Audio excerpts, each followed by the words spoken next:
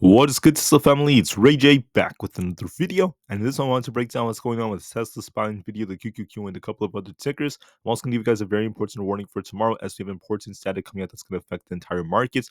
But let me first say that I am not a financial planner, so take nothing I say as financial advice. And also, if you guys can, please check out the Weeble link, which is down below and in the description. If you sign up for Weeble and deposit $500, you're guaranteed 20 free stocks. If you deposit $25,000 or more, you're guaranteed 75 of them. And the offer ends very, very soon in just 5 days.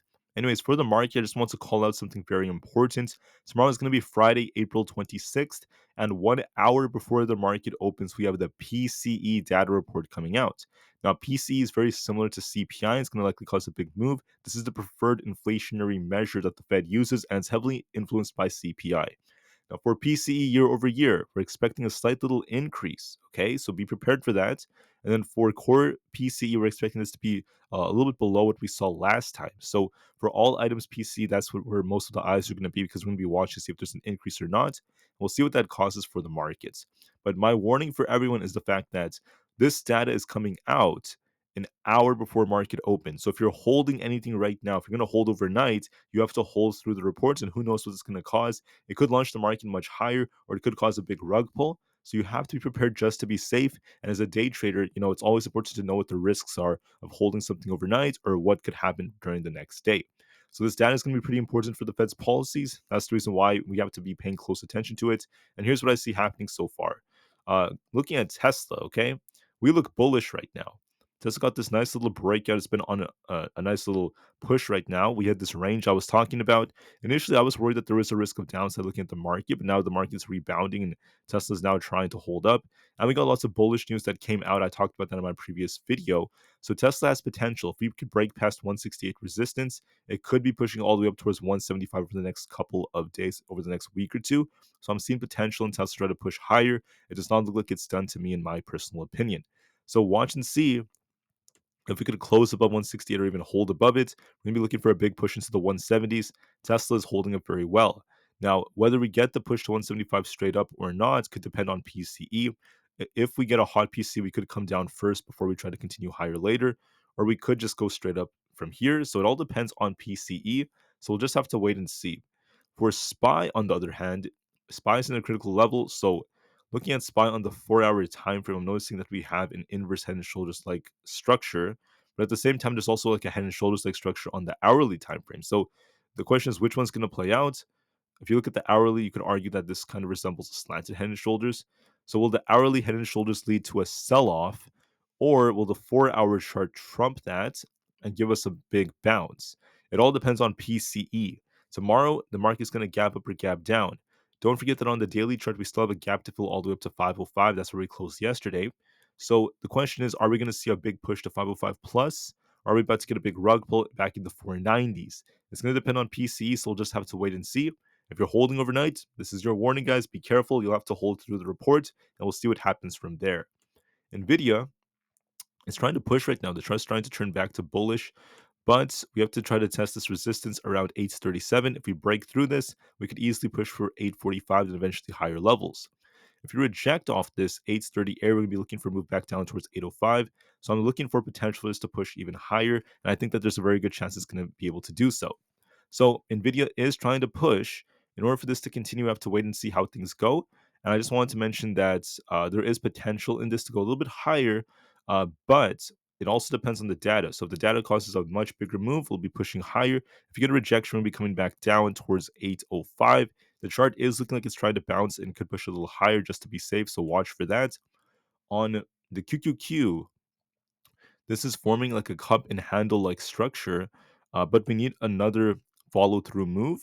So if we're bearish tomorrow, if we get a big rug pull thanks to the PCE report, 420 is coming followed by this wick right over here to 418.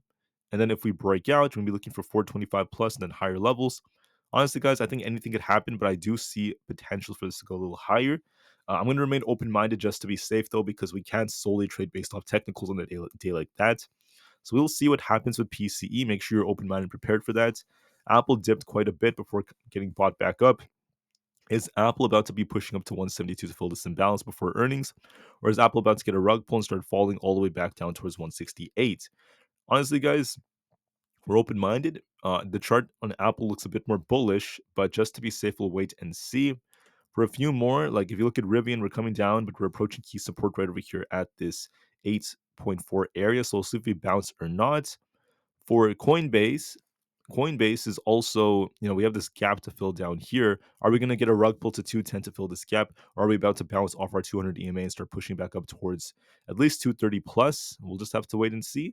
Don't forget, we also have earnings coming up from Microsoft and Alphabet. Are we about to see a big push to at least 412 plus on Microsoft or even higher than that? Or are we about to get a big rug pull into the 380 area all the way down to this previous resistance becoming support? It depends on their earnings and their guidance, but I'll be very patient in the process and we'll have to wait and see how things go for them. Also, PC will affect them for tomorrow, but the biggest factor is going to be their earnings. Same thing with Alphabet, aka Google. We'll have to wait and see what happens with earnings. So I'll be talking about this a little bit later on in my video. With that being said, guys, Meta is trying to push a little bit. It's still looking a little bit lackluster though. Could we push more and get back up to 450, or are we about to get a rug pull back down to 420? We'll just wait and see. And the same thing for Amazon. Amazon's looking like it's trying to rebound. Are we about to be pushing back up towards 176, or are we about to start falling below 170? We'll just have to wait and see depending on the PCE report and what we see for tomorrow. So, with that being said, guys, technicals are not everything, by the way. So, just be very patient. Note that from a technical standpoint, Tesla's looking bullish, but the data that comes out for tomorrow could still affect us and cause otherwise. So always be prepared, and we'll have to wait and see how things go. With that being said, I want to thank you all so much for listening. I really appreciate every single one of you. I just want to mention that always be patient in the markets no matter what happens, and always remain disciplined no matter what ends up going down. And with that being said, I just want to remind you about one more thing. For the way the market's moving for tomorrow for Tesla, with PCE coming out, that's going to be an external factor. But I am noticing a big shift in the news because what was happening for the last many weeks, the news was all negative for Tesla. It was bad news, bad news, bad news again and again and again.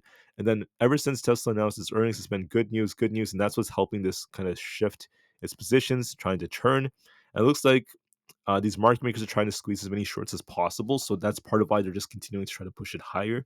And I think that they're riding this both ways, making money either way. As they dipped Tesla all the way down to the 140 area, Wall Street started buying. They started loading up on positions, and then that's why we ended up seeing this thing. They wanted to make this thing push.